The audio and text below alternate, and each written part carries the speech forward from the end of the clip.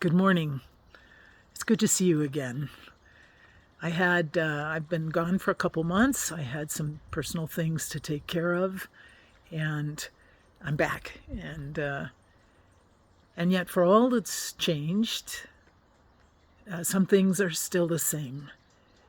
We still are struggling, trying to wrap our heads around the suffering of the Ukrainian people, the Russia-Ukraine conflict, and the suffering of the Gaza and Israeli conflict.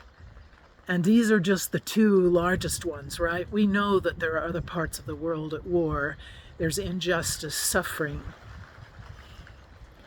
And sometimes, if you're like me, a direct response I struggled with.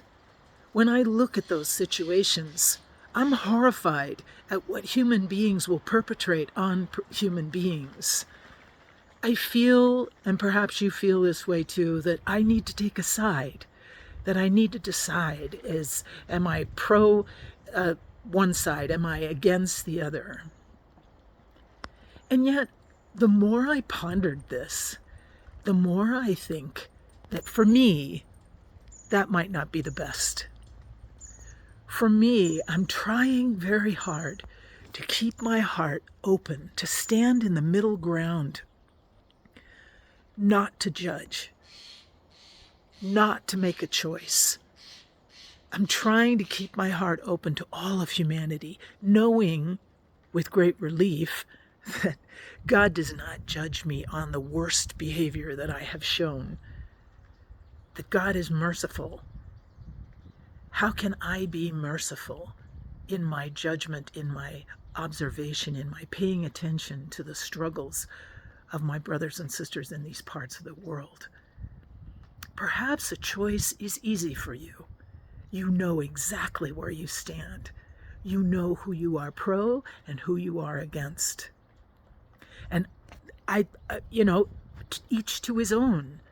It's just that I can't seem to make that decision for myself. I ache for the devastation on both sides. I ache for the betrayal and injustice on both sides. And so I thought I would just share with you what I try and do.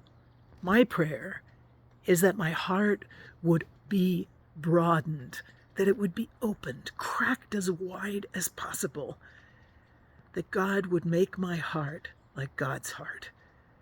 God who does not stand in judgment until the end of our lives, where basically we've judged ourselves through our actions. God simply affirming the choices that we've made and saying, I can see that. You're right, you made that choice. I saw it when it was happening.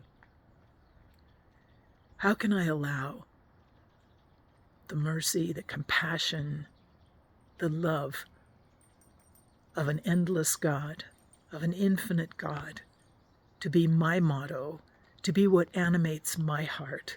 How do I stand in the middle? Now, Thomas Merton would talk about the tension of the middle, of standing with your hands extended to both sides and being torn between both. The middle is not an easy place to be. And yet, I'm asking God to help me to stand in the middle, to keep my hand open on one side and my hand open on the other to my brothers and sisters. For me, that makes sense, not to judge. For me to try and stay in the field that sees the right and sees the left, to pray for both, to ache for what is being lost for both, for the lives, the children, the futures, and for what this war is poisoning our world with. So how can I make peace here today in my own life?